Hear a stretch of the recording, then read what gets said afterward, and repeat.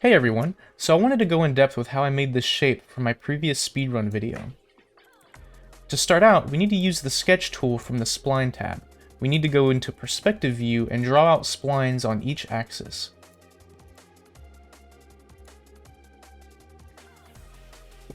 Now that we have our splines drawn out, we want to create geometry and faces that connect each spline together.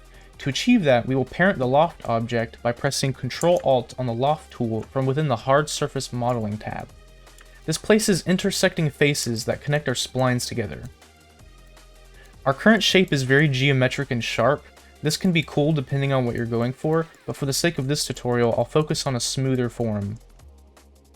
To make it smoother, we need to subdivide it by parenting a subdivision surface object. You can do this by alt-clicking the subdivision surface object from within our hotbar. This essentially multiplies and smooths out the amount of geometry the mesh has. Alright, so to give it more movement, we need to apply a twist modifier to our mesh. Let's group our object into a null group by pressing Alt-G on the keyboard. And now we shift-click the twist modifier from within the modifiers tab. Change it to unlimited so that it affects the entire mesh from outside of its bounding box, and change the angle of your twist. If you rotate the twist, you'll get different effects each time.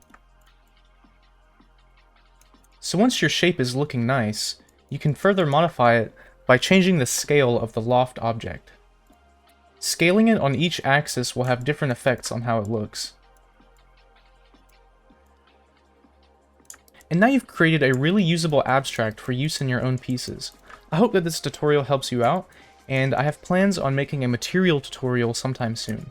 Thank you so much for watching.